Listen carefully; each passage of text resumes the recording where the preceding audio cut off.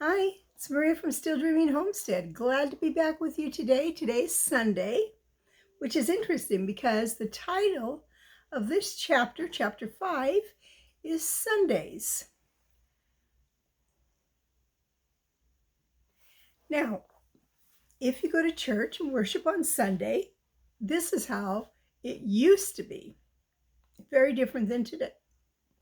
Now, I keep the Sabbath. So for me, it is Friday night through Saturday night. That is my Sabbath. And those are special days set apart by God. And so we do different things. Like lots of us get to go to church, and I'm really always happy when I get to do that. Haven't got to in a little while again, though. But back then, they were very strict of what they could do. And so let's learn about it now. Sundays. Now the winter seemed long. Laura and Mary began to get tired of staying always in the house, especially on Sundays. Time went so slowly. Every Sunday, Mary and Laura were dressed from the skin out in their best clothes, with fresh ribbons in their hair. They were very clean because they'd had their baths on Saturday night. In the summertime, they were bathed in water from the little spring. But in wintertime, Pa filled and heaped the wash tub with clean snow, and on the cook stove, it melted into water. Remember I told you they didn't have any running water in their house? Then, close by the warm stove, behind a screen made of a blanket and 2 chairs, Ma bathed Laura, and then she bathed Mary. Laura was bathed first because she was littler than Mary. She had to go to bed early on Saturday nights with Charlotte, her new doll, because after she was bathed and put on her clean nightgown, Pa must empty the wash tub and fill it with snow again for Mary's bath. Then after Mary came to bed, Ma had her bath behind the blanket, and then Pa had his, and they were all clean, ready for Sunday. On Sundays, Mary and Laura must not run or shout or be noisy in their play. Mary could not sew on her 9-patch quilt, and Laura could not knit on the tiny mittens she was making for baby Carrie. No work, see?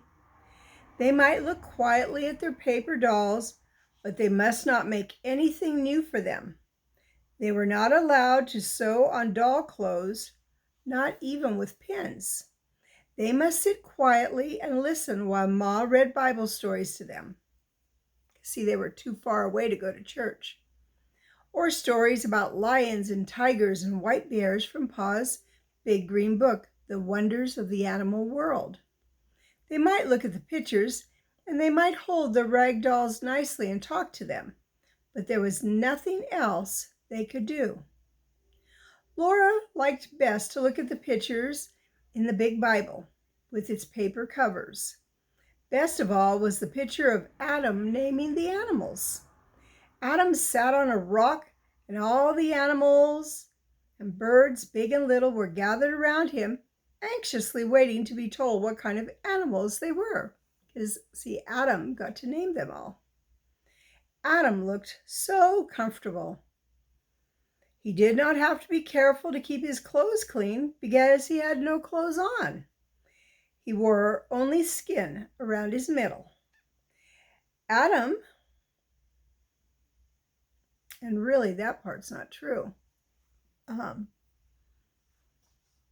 because in the Garden of Eden, they didn't have to wear anything. It was perfect there.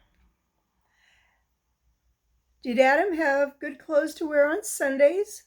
Laura asked Ma. No, Ma said. Poor Adam, all he had to wear was skins.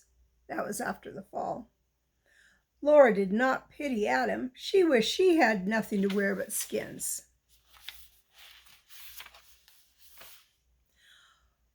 One Sunday after supper, she could not bear it any longer.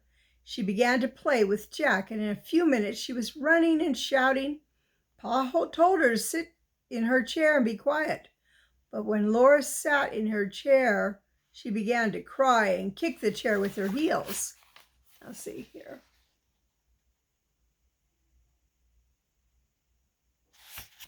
I'll show you the next picture.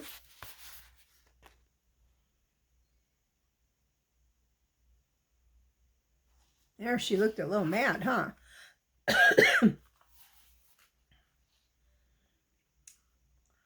I hate Sunday, she said.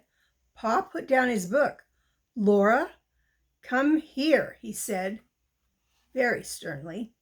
Her feet dragged as she went because she knew she deserved a spanking. But when she reached Pa, he looked at her sorrowfully for a moment and then took her on his knee and cuddled her against him. He held out his other arm to Mary and said, I'm going to tell you a story about when Grandpa was a boy. The story of Grandpa's sled and the pig. When your grandpa was a boy, Laura, Sunday did not begin on Sunday morning as it does now. It began on sundown on Saturday night. Then everyone stopped every kind of work and play. Supper was very solemn and serious. After supper, Grandpa read aloud a chapter of the Bible, while everyone sat straight and still in his chair. Then they all knelt down and their father said a long prayer. When he said amen, they got up from their knees and each took a candle and went to bed. Remember, no electricity. They must go straight to bed with no playing, laughing, or even talking. Sunday mornings they ate cold breakfast because nothing could be cooked on Sunday. They all dressed in their best clothes and walked to church. They walked because hitching up the horses was work, and no work could be done on Sunday. They must walk slowly and solemnly, looking straight ahead. They must not joke or laugh or even smile. Grandpa and his two brothers walked ahead, and their father and mother walked behind them. In church, Grandpa and his brothers must sit perfectly still for 2 long hours and listen to the sermon. They dared not fidget, that means wiggle, on the hard bench. They dared not swing their feet. They dared not turn their heads to look out the windows or the walls or the ceiling of the church. They must sit perfectly motionless and never for one instant take their eyes from the preacher. When church was over, they walked slowly home. They might talk on the way, but they must not talk loudly, and they must never laugh or smile. At home, they ate a cold dinner which had been cooked the day before. Then, all the long afternoon, they must sit in a row on a bench and study their catechisms. That'd be like Sunday school or Sabbath school, until at last the sun went down and then Sunday was over. Now, Grandpa's home was about halfway down the side of a steep hill. The road went from the top of the hill to the bottom, right past the front door, and in the winter it was the best place for sledding downhill that you could possibly imagine. One week, Grandpa and his two brothers, James and George, were making a new sled. They worked on it every minute of their playtime. It was the best sled they had ever made, and it was so long that all three of them could sit on it, one behind the other. They planned to finish it in time to slide downhill Saturday afternoon. For every Saturday afternoon, they had 2 or 3 hours to play. You know why they only had 2 or 3 hours? Because there was so much work they had to help do. But that week, their father was cutting down trees in the big woods. He was working hard and kept the boys working with him.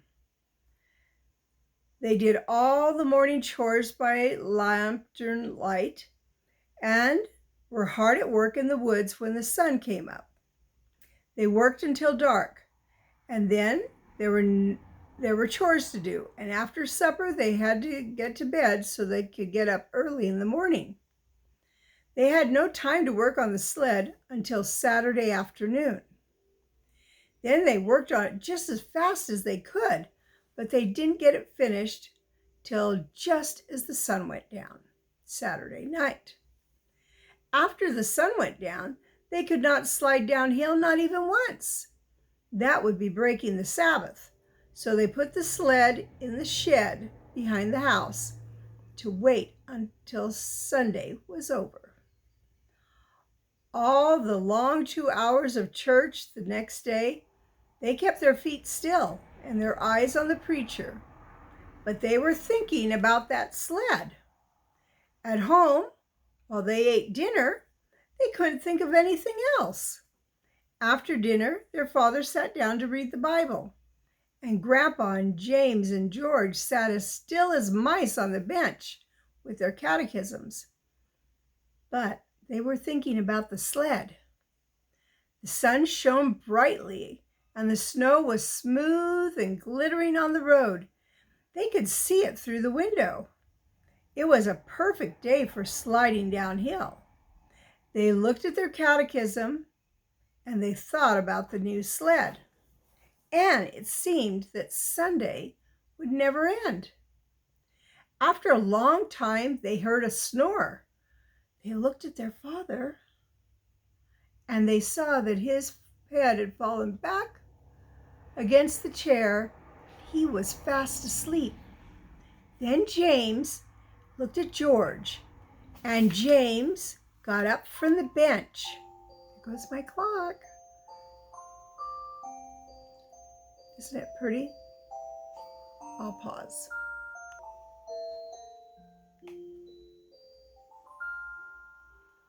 James got up from the bench and tiptoed out of the room through the back door. George looked at Grandpa, and George tiptoed after James, and Grandpa looked fearfully at their father. See, he was just a little boy then. But he tiptoed and followed George and left their father snoring. Look at what it probably looked like.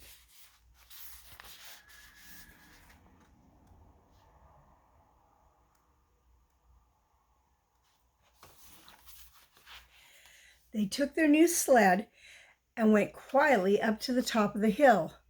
They meant to slide down just once.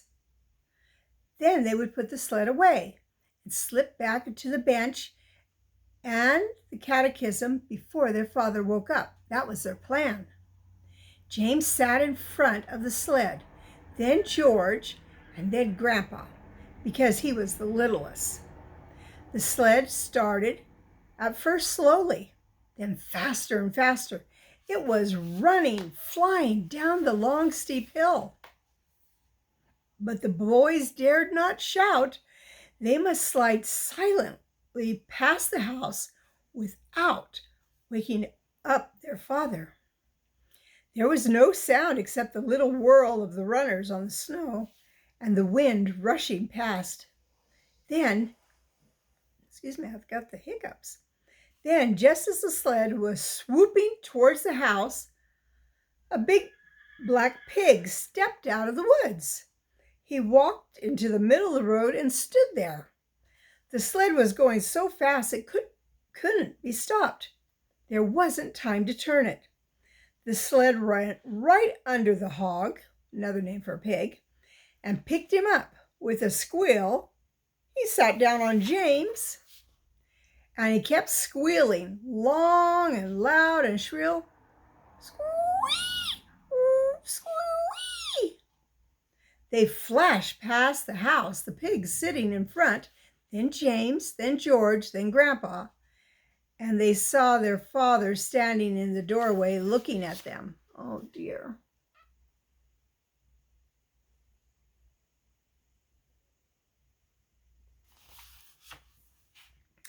They couldn't stop. They couldn't hide. There was no time to say anything. Down the hill they went, the hog sitting on James and squealing the whole way. At the bottom of the hill they stopped. The hog jumped off James and ran away toward the woods, still squealing. The boys walked slowly and solemnly up the hill. They put the sled away. They sneaked into the house and slipped quietly to their places on the bench. Their father was reading his Bible. He looked at them without saying a word. But when the sun went down and the Sabbath was over, their father took them out to the woodshed and tanned their jackets. Now, woodshed would be obviously a place where they stored wood because that's what they burned to keep warm. And when they said tan their jackets, that means they got a spanking. First James, then George, then Grandpa. So you see, Laura and Mary, Pa said, you may find it hard to be good, but you should be glad it isn't as hard to be good now as it was when your grandpa was a boy. Did the little girls have to be as good as that?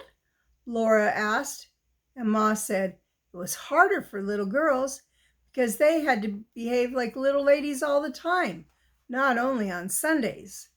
Little girls could never slide downhill like boys. Little girls had to sit in the house and stitch on their samplers. That was something that they would be embroidering pretty pictures on material. Now run along and let Ma put you to bed, said Pa, and he took out his fiddle from the box. Laura and Mary lay in their trundle bed and listened to the Sunday hymns, for even this fiddle must not sing weekday songs on Sundays. Rock of Ages, cleft for me, Pa sang with the fiddle. Then he sang, shall I be carried to the skies on flowery beds of ease, while others fought to win the prize and sailed through bloody seas. Laura began to float away on the music, and then she heard a clattering noise, and there was Ma by the stove getting breakfast. It was Monday morning, and Sunday would not come again for a whole week. That morning, when Pa came in to breakfast, he caught Laura and said he must give her a spanking. First, he explained that today was her birthday, and she would not grow properly next year unless she had a spanking. And then he spanked her so gently and carefully that it did not hurt, not one little bit. 1, 2, 3, 4, 5, 6. He counted and spanked very slowly, 1 spank for each year, and at the last one, big spank to grow on. Then Pa gave her a little wooden man he had whittled out of a stick to be company for Charlotte. Ma gave her 5 little cakes, 1 for each year that Laura had lived with her and Pa. And Mary gave her a new dress for Charlotte. Mary had made the dress herself when Laura thought she was sewing on her patchwork quilt.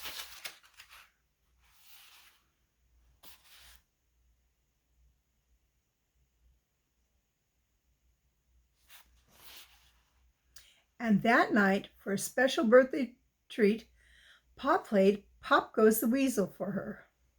He sat with Laura close against his knees while he played.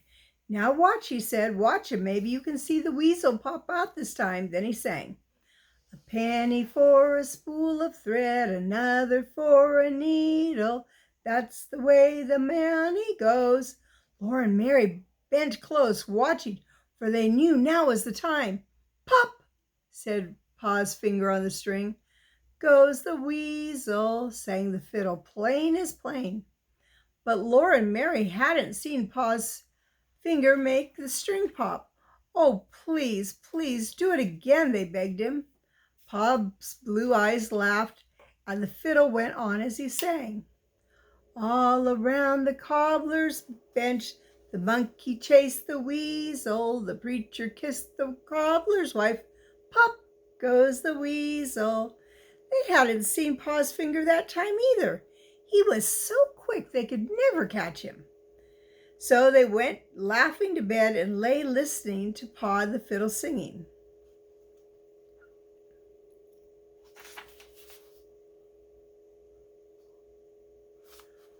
The next chapter will be read tomorrow, and it's called Two Big Bears. Well, I hope you liked that story today. I liked it.